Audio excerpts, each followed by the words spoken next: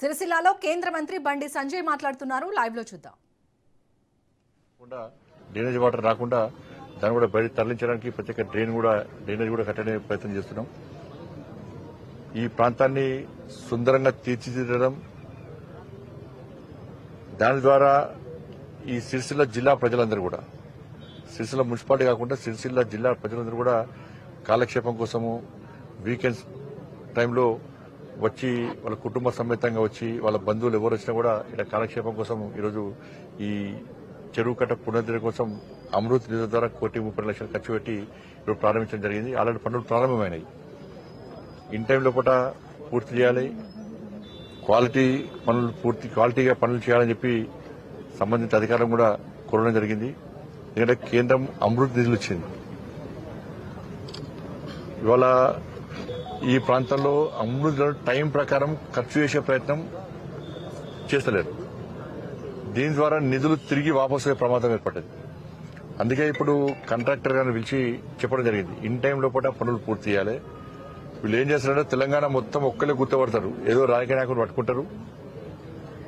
అధికారంలో ఏ పార్టీ ఉంటే ఆ పార్టీ వాళ్ళ బంధువులకు దగ్గరలకు ఇచ్చుకుంటారు. తెలంగాణ మొత్తం ఒక్కరే కాంట్రాక్టర్ పడతాడు. ఈడ ఇంత మొరం పోస్తాడు, ఒకడ కంకర పోస్తాడు, ఒకడ ఇసుక పోస్తారు, ఒకడ స్టీల్ వేస్తాడు, బిల్లు ఎత్తుకుంటారు. పనులు అయితే అంటే ఎక్కడ పనులు ఒక్కరికే మొత్తం ఇస్తే ఇదే పరిస్థితి.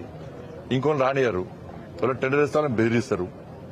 కాబట్టి ఇటువంటి ఏం జరగకుండా ఇన్ టైం లోపల పనులు పూర్తి చేయాలని చెప్పి నేను కాంట్రాక్టర్ గారు కూడా కోరడం జరిగింది. వాళ్ళు తప్పకుండా హామీ ఇచ్చారు, ఇన్ టైం లోపల క్వాలిటీ పనులు పూర్తి చేస్తామని. ఎందుకంటే అమృత్ 2 ఇది, అమృత్ 1 అయిపోయింది, అమృత్ 2. అమృత్ 1 కి సంబంధించి దాదాపు 77,000 కోట్ల రూపాయలను అంచనా వేయడం జరిగింది.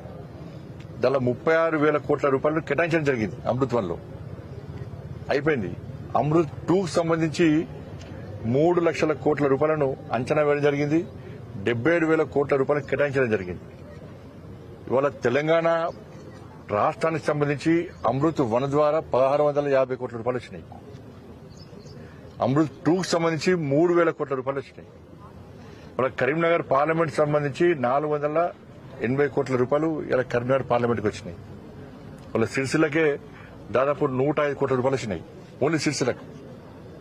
కాబట్టి వీటి ద్వారా ఈ వాటర్ సప్లైకి సంబంధించి కానీ, పబ్లిక్ వాటర్ సౌకర్యం కల్పించడం కానీ, ఈ మురుగు నీటిని బయట తరలించడం, సివరేజ్ ట్యాంకులు పెట్టడం కానీ, వాటికి సంబంధించి కేంద్ర ప్రభుత్వం ఈ పథకాన్ని ప్రత్యేకంగా వచ్చింది. గ్రామాల్లో జలజీవన్ మిషన్ ఇట్లా ఉంటాయి. మరి దానికి సంబంధించి ప్రభుత్వం ఇవాళ 1,000 కోట్ల రూపాయలు ఇవాళ అమృత్ పథకం ద్వారా ఇవాళ దీన్ని మనం ప్రయత్నం చేస్తున్నాం. దానిలో భాగంగానే వాళ్ళ సిరిసిల్లకు 105 కోట్ల రూపాయలు కేటాయించడం జరిగింది. ఇలా కాబట్టి రాబోయే రోజుల్లో కూడా మరి రిక్వెస్ట్ ఒకటే, అధికారులు కానీ ప్రభుత్వం కానీ ప్రోత్సహించాలి. కేంద్రం ఇచ్చే నిధులు దాని దుర్వినియోగం కాకుండా ఇన్ టైంలో పనులు పూర్తయ్యే విధంగా సహకరిస్తే ఇంకా ఎక్కువ నిధులు వచ్చే అవకాశం ఉంటుంది. ఒకసారి నిధులు కేటాయించాక ఆ నిధులు సరైన వాడుకోకుంటే నెక్స్ట్ వచ్చే నిధులు పెండింగ్ పడతాయి.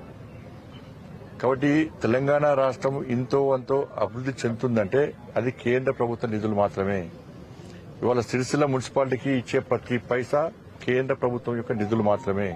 గతంలో గాని ఇప్పుడు గాని గ్రామాలకు నిధులు ఇస్తున్నామంటే అవి కేంద్ర ప్రభుత్వ నిధులు మాత్రమే. చెప్పాలి, బీఆర్ఎస్ పార్టీ వాళ్ళ కాంగ్రెస్ పార్టీ వాళ్ళ ఈ 2.5 సంవత్సరాల్లో సిరిసిల్ల మున్సిపాలిటీకి కాంగ్రెస్ పార్టీ ప్రభుత్వం ఏమిచ్చింది? గతంలో బీఆర్ఎస్ పార్టీ ఏమిచ్చింది? సిరిసిల్ల మున్సిపాలిటీ మేము అభివృద్ధి చేస్తాం, మున్సిపాలిటీ గెలిపిమన్నారు, ఏమైంది?